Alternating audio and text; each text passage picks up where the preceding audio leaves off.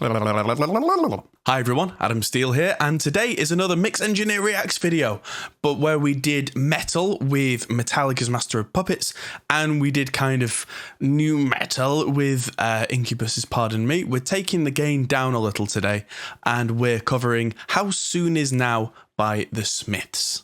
Now this is a bit of a weird one because it wasn't officially on a Smiths album. It was released on Hatful of Hollow, which was kind of radio cuts and B-sides. But it's become an iconic song that has been covered many, many, many times and has a really cool effect that starts the song off and is also just quite informative of how the mid-80s production style was. So without further ado, let's dive in and open up the monitoring screen. So there are a couple of things that I'm going to be doing here as a mix engineer. I'm going to be showing you the different sides. I'm going to be showing you the middle, the sides separately on certain bits. We're going to be looking at some technical stuff, and I've got plugins like I've got Ozone here, which I can use to isolate certain frequencies, and I've got Waves WLM, which is going to tell us things like loudness in LUFS and such. So let's dive right in with the really cool effect that starts off the song.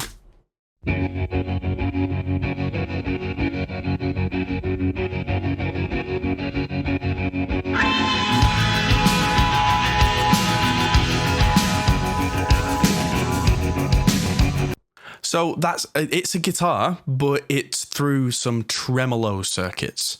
And I think they said it was either Fender or Vox amps with the tremolo circuits.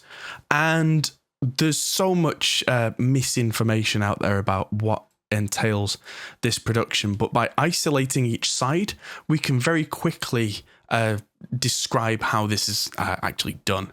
So there are two amps, I think. Someone said in a review that there were 4 amps, but I can very clearly hear 2.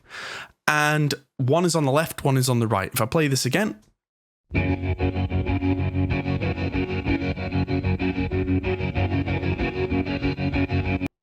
we can hear how there's a very different sound on the left to the right.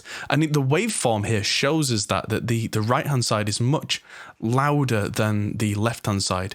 It doesn't feel particularly weighted to the right-hand side, but I think that's to do with different frequencies.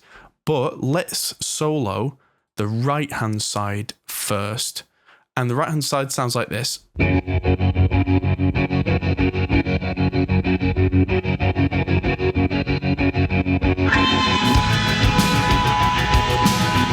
And so it's very rhythmic, quite fast, and it's da da da da da da da da da da da, which is, I think, 16th notes for this song. And so I think that the way that they did this is that Johnny Marr, the guitar player from the Smiths, got this particular amp and played with the speed of the tremolo circuit until they got a speed that they could run the song at, and then use that and tracked what I think they tracked, at the very least, the drums with that guitar. Possibly also the bass if they played together as a band, and got that tracked as the main part, and then got the drummer, Mike Joyce, to follow that pulse as his main rhythm kind of identifier. If we listen to the left side though, this is where it gets interesting.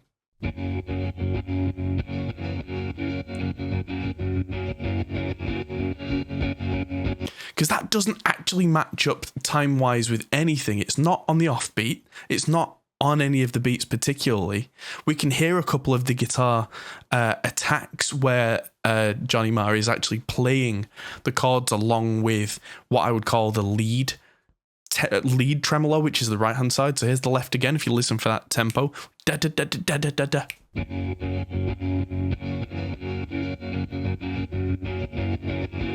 It's a lot darker sounding. It doesn't have that kind of aggressive top end, which I think was a distinct mix choice, so that the one that had the rhythm that we want the song to follow becomes the predominant feature of the two sides that your ear kind of catches and goes with.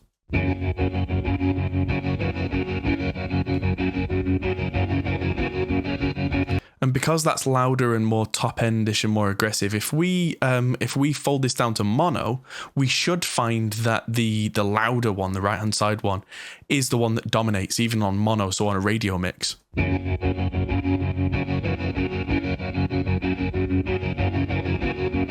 And there it absolutely is. If I stereo that again.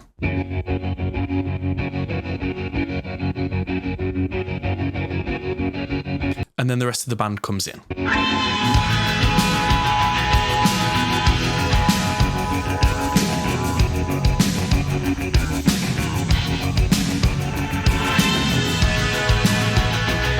And I'll just stop that before Morrissey starts singing. I know that not everybody's a fan. But we can hear there's this kind of reversed guitar sound, which I think is actually a forward guitar with a reverse kind of reverb tail.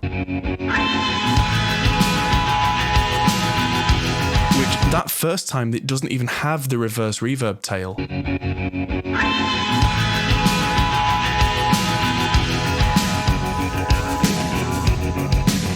But here it does. So I think that they went back with the multi-track tape and then reversed that, got the reverb tail from that through a reverb unit, and then reversed that back again when they put the tape the right way around again, which is something that's been done since, Jimi Hendrix did it. So it's not exactly a new technique, but it wasn't an easy one. It was something that you very definitely at the time had to decide, we are going to do this. It was no small task. It's the kind of thing that would hold up a studio session. So yeah, we can also at this point hear the drums where the kick is very punchy, doesn't ring very much.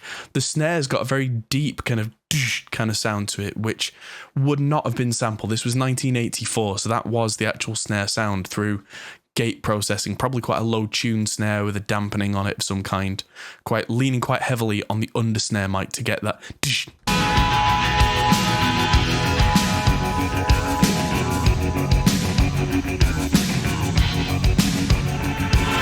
Let's see how much snare reverb we can hear on the sides.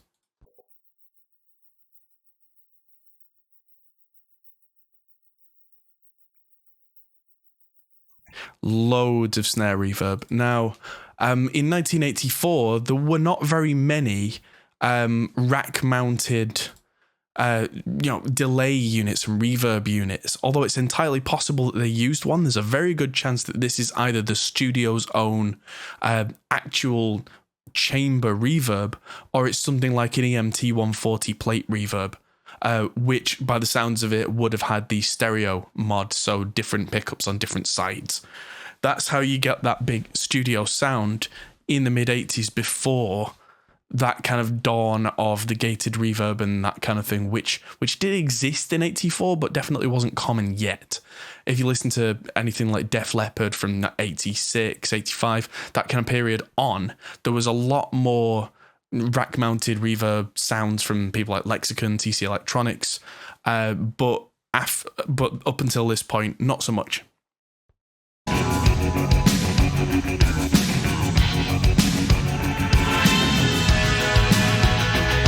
The sun and the air.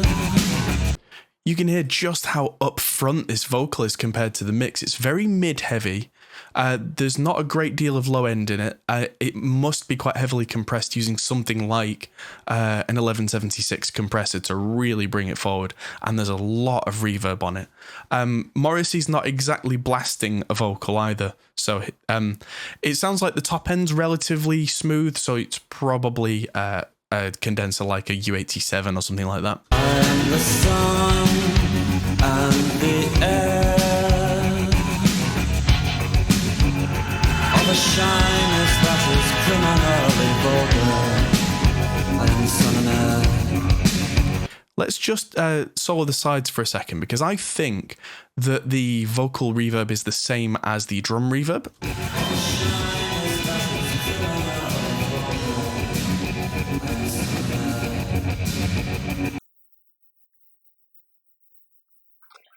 I think, yeah, I can hear the kind of the reverb tail, the same brightness, the same decay time is coming off the snare as is coming off the vocal. And again, that was very common in the early 80s and 70s, where resources were limited. You wouldn't necessarily have a separate vocal reverb at that point. That became a lot more common only a couple of years later, but at this point, they would have been using what they had. All the shyness that is criminally vulgar, I am the son and heir of nothing in particular. You shut your mouth, how can you say I go about things the wrong way? I am human and I need to be loved, just like everybody else does.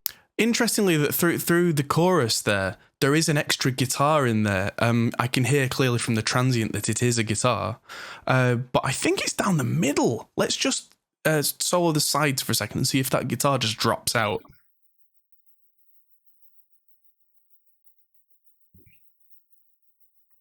Yeah, so we can clearly on the side still hear that wah wah wah wah wah wah tremolo guitar, but we don't hear this guitar.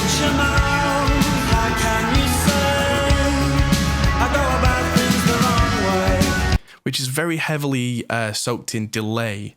So it would probably have been some kind of tape delay, like a WEM Copycat, possibly into the front of the amp, which is how you got that kind of really thick delay, because that would then send the repeats into overdrive. I go about things the wrong way.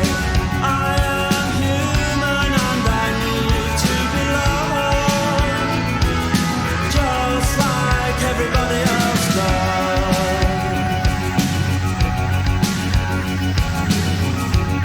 Also, I can definitely hear the hi-hats and the overheads are very low down in this mix. If there are any crashes in there, I'm not really hearing them, but what I am hearing is that the hi-hats are very well controlled, and I think I'm hearing a shaker on the opposite side. Just listen to this bit.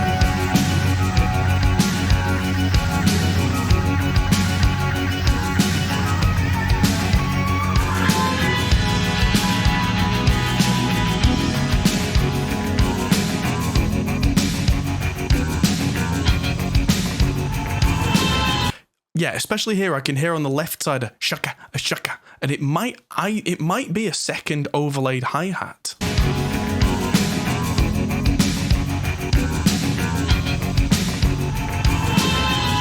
Let's see if we can pull the frequency range out.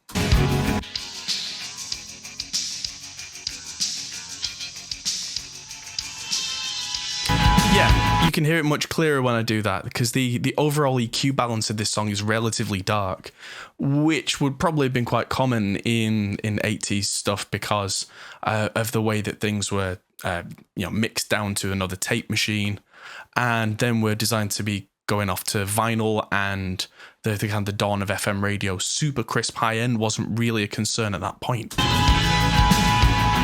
am the sun and the air of a shyness that is criminally vulgar. I am the sun and air of nothing in particular. You shut your mouth, how can you say I go about things the wrong way? I am human. Yeah, when the guitar comes back in here for that chorus guitar, it seems to be panned slightly to the side, which is proven by the fact that when I solo the sides, I can hear a bit of it. It's not full pan, so we don't get full level, but just checking it there, I could hear a little bit of that guitar, which tells me that the second time round it was moved out of the stereo image. You shut your mouth, I go about things the wrong way. I am human and I need to be loved, just like everybody else does.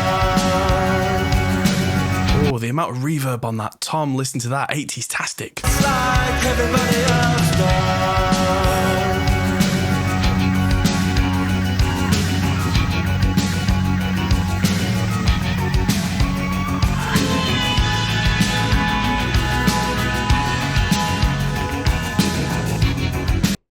can actually hear on the bass here that there's quite a lot of aggressive top end on the bass, which was very much a Smiths thing. Andy Rourke from the Smiths usually famously played Rickenbackers, which had quite an aggressive top end.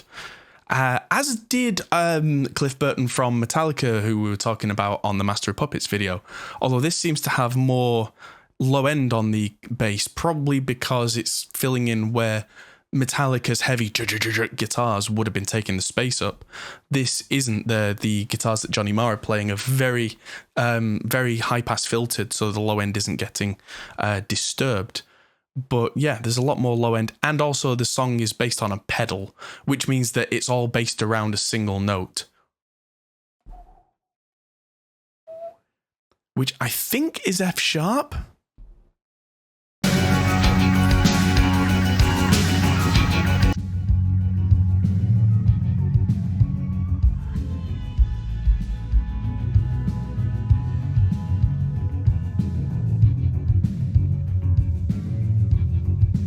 There we go. Around that 95 hertz region, we can hear that the bass is kind of sat a lot more than it was on the Metallica song that we worked on very, very recently.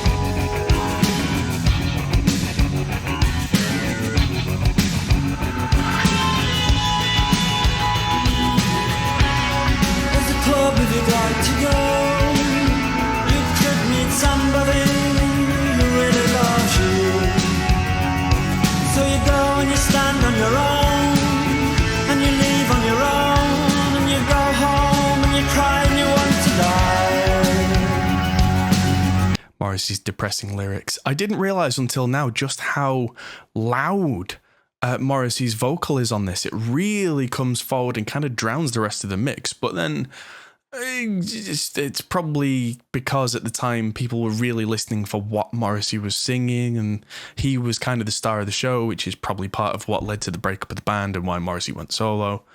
But yeah, a lot of Johnny Marr's work is kind of being drowned out there.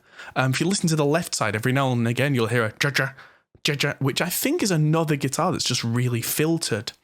It almost sounds like a kind of a harmonica, the way it's got the transient of a ja-ja, but I think it is another guitar.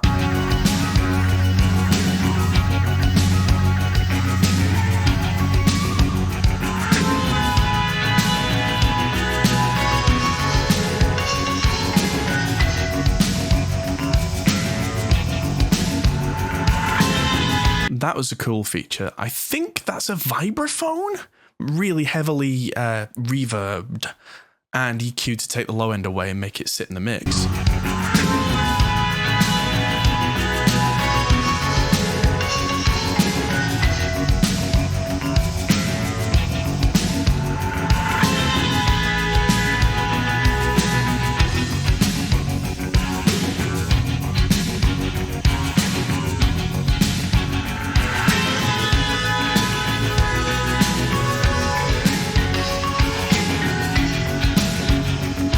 Another thing that catches the ear here is this second time round. I don't know if it was recorded as two separate parts or if the mix engineer is doing a manual pan, flying that vibraphone around, but this second time around, it's on the right-hand side for the first half, then switches to the left. Listen to this.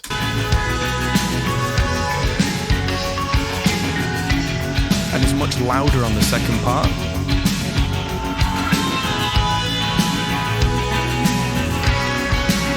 It's gonna happen now, but when exactly do you mean? See, I've already waited too long, and all my hope is gone.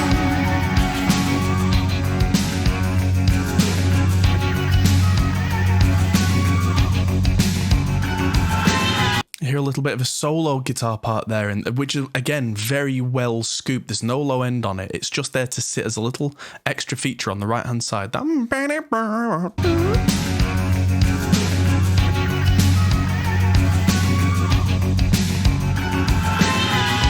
a Rolling Stonesy thing.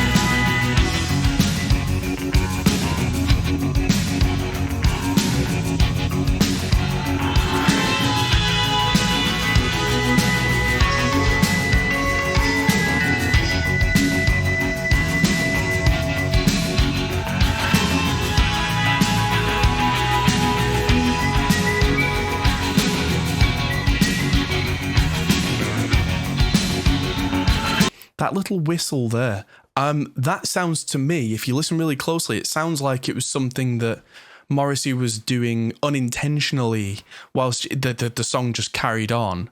And it sounded good, so they kept it. And the way that I can tell that is if you listen really closely, it sounds like he's quite far away from the microphone. I think if he's in the vocal booth, he's probably whistling a few steps back and just kind of off to the side while he's waiting, which means that's reverberating round the room as a short room reflection, which leads to this sound. It's not a close sound, it's kind of a far sound. It's like that.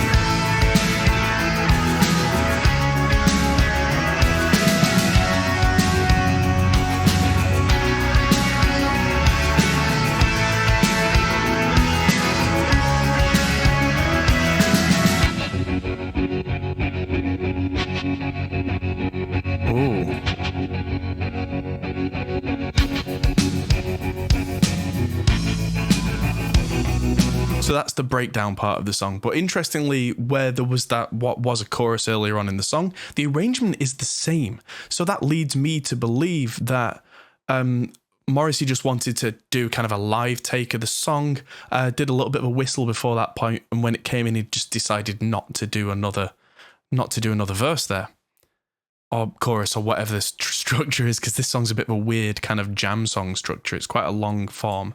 And then we get the drop out to the tremolo guitars again, which, let's just check the right hand side again, make sure that's still.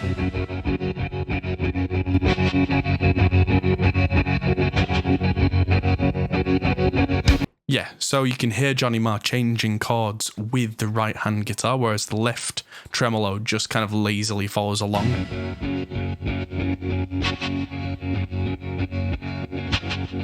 And we have that second guitar layer going ja-ja over the top, which is rhythmical and kind of punctuates everything. And then we get the drums coming back in. Then the bass joins. Lots of octaves and sevenths on that bass to keep it interesting. Very Andy Rourke.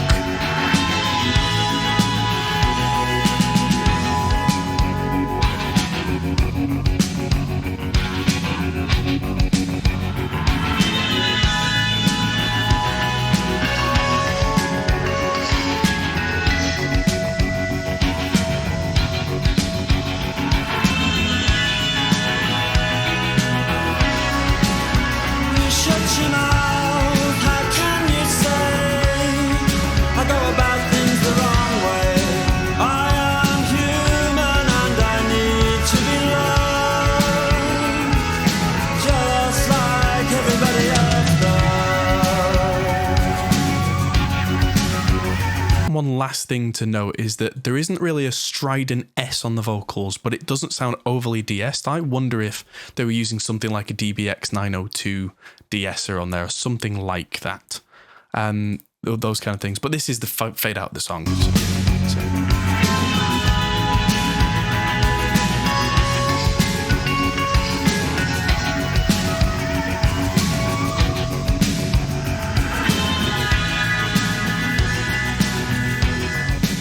As it fades, you can really hear that reverb going.